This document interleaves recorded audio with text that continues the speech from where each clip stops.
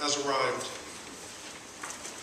The day when we affirm that there is a dance called life, and there is a Lord of the dance, whom we call Jesus. During the season of Lent, we have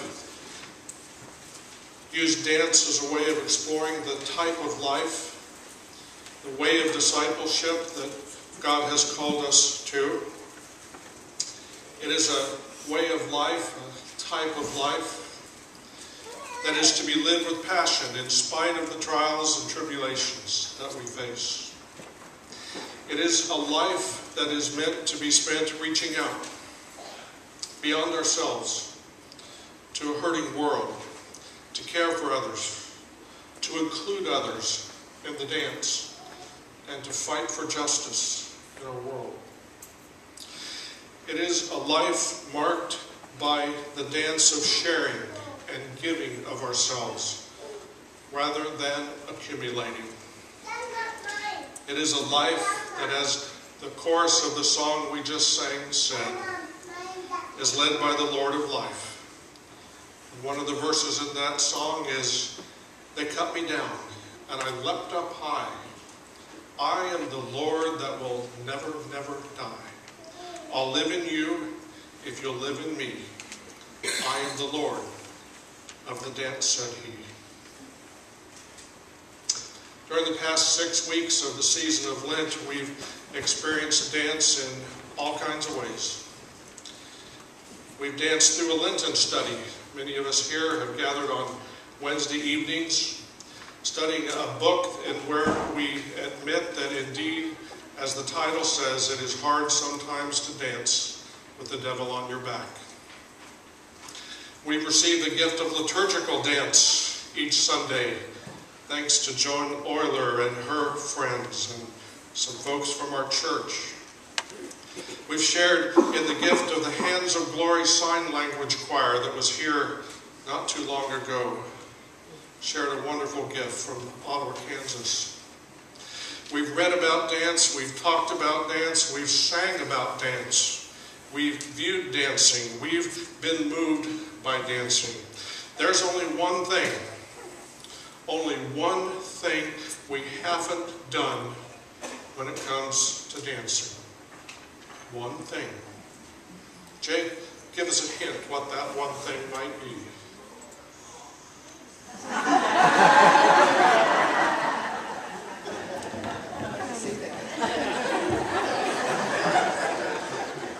At first the congregation laughed, then they got deathly silent because they thought he was serious. You know, I could probably get down to the floor that way, but I would never be able to get up if I did that. And there was probably one point in my life where I could actually lift my leg like that, but not now. Okay, I'm not going to dance. And the congregation breathed a great sigh of relief. Okay, let's say goodbye to him. He's got a lot of energy. Let's let him keep dancing. And I do want to dance this morning, but it's a very gentle dance. I want to share with you the dance of the resurrection. And it is in 3 movements. So I am going to move up here a bit.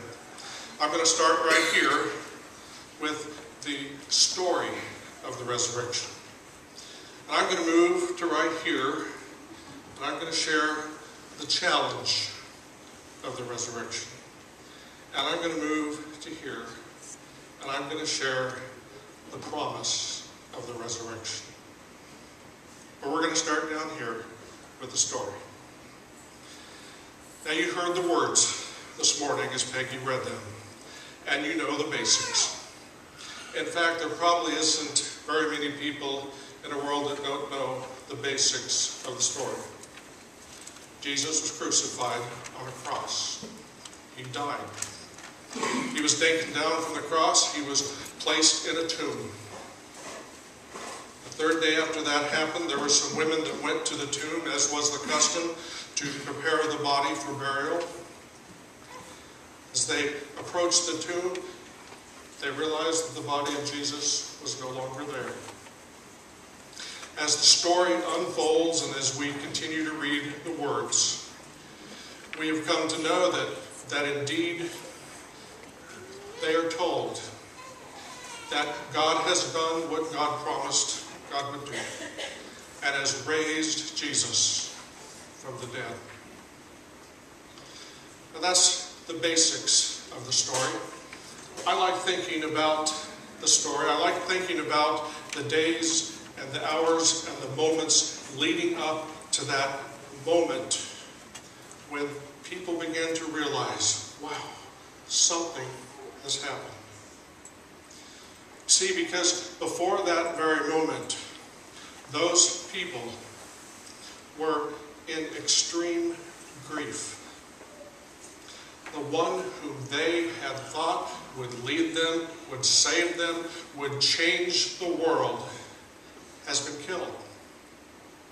Their friend, their Savior, has been killed. It's done. It's finished. It's final. It's over. Imagine the grief. Imagine the loss. Imagine the finality of those days and those hours and those moments leading up to that time. But the key elements of this story of the resurrection is what God did for those people in the midst of their grief. Because God did what God promised God would do. God took hopelessness and brought forth hope. God took finality and said, wait, there's more. God took the worst possible situation and turned it into the best possible situation. And God still does that. That's the greatest thing about this story. It's not a story that was written and talked about just for people to whom it happened that morning. But it is our story. It is our story because we still face those times in our lives when we think, where's the hope? Where's the possibilities? Where is there more than the finality of death? The story is a supreme reminder that God still acts today as God acted back then in giving you life. But there's a challenge. Paul talks about the challenge in his letter to the Ephesians. He's talking about the resurrection that in the verses that Peggy read this morning. He's using the term good works. And he's reminding the Ephesians, and he's reminding us today that salvation doesn't come because we do good things. That salvation comes as a gift of grace. We have been saved. We have been raised up, just as Jesus. And when we are alive with Christ, as Paul says, we will be raised up. Good works come as a result of the salvation. That's what Paul is talking about in all that discussion about good works and salvation and the gift of salvation. But then Paul presents the challenge. He says, we are made by God, created in Christ Jesus for good works.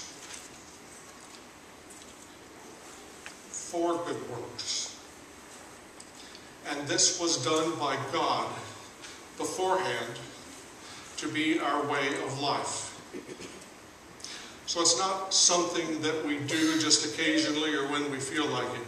It is to be our way of life. That means that we are to have a perspective towards life in which we are constantly seeking opportunities to be God's raisers in this world. Not razors, raisers. We are the ones that are to have a way of life that is spent looking for opportunities and chances to raise others up. And let me tell you, I don't have to tell you, but I'm going to tell you, this world needs a lot of raising. And there's a lot of people in this world that need a lot of raising. But it's hard. It's hard because we tend to focus on our own problems and our own challenges and our own worries and our own anxieties and our own fears and our own things that come to us. And all of a sudden, we're focused on ourselves and we're not living the way of life that God has called us to live, which is to raise others up. That's the challenge. And it is a challenge. It is a challenge because what God says to us is that we are above. We are above the things that happen to us so that we can reach out and raise others.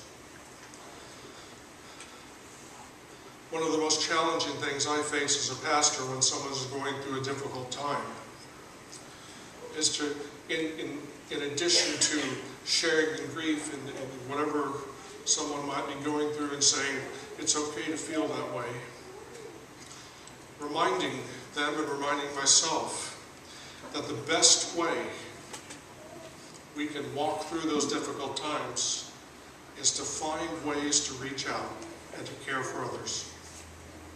You know the old saying, there's always somebody worse off?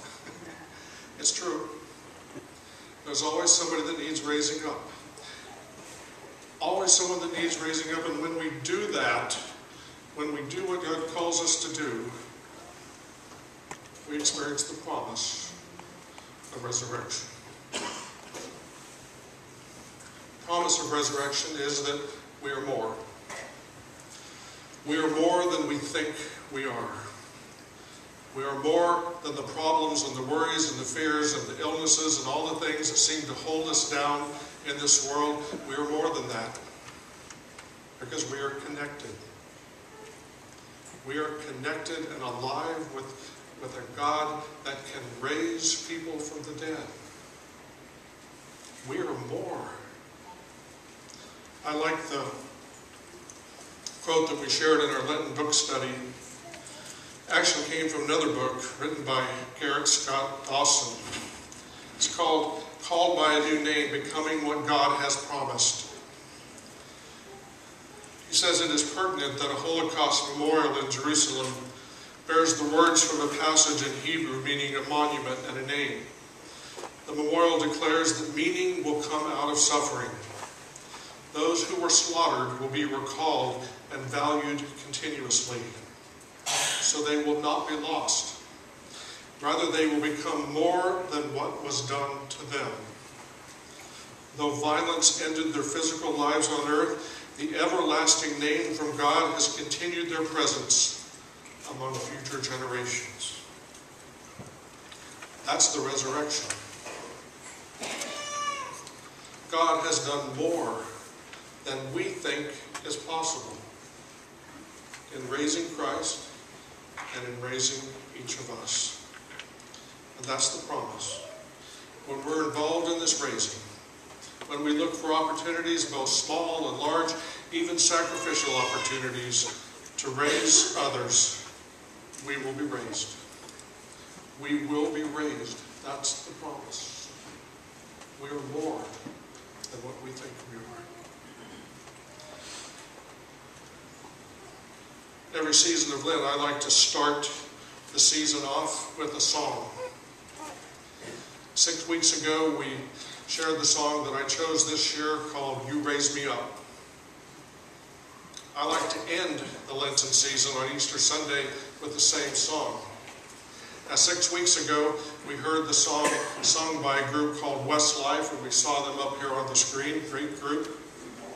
Josh Groban has also made that song famous and has sung it in many places. All good singers, but today we get to hear a live singer, and I think he's probably better than all those groups and all those people put together. I'm going to embarrass him, but I'm looking forward to it, and I know he is better than all of those singers. I want to share with you the verses from the song, You may be familiar with the chorus, but I want you to hear these words this morning from the verses. The song goes, when I am down, and oh my soul so weary, when troubles come and my heart burdened be, then I am still and wait here in the silence until you come and sit a while with me. There is no life without its hunger. Each restless heart beats so imperfectly. But when you come, and I am filled with wonder, sometimes I think I glimpse eternity. For we people of faith, we do more than glimpse eternity. Because Christ was raised, we are connected to eternity. We are more than what our physical lives are. We are more than what we think we are. We are connected to something great and grand that can change the world. That's what we are, and that's the dance of resurrection. That's the story that we know. That's the challenge that we are given, and it's the promise that we can count on. Would you pray with me?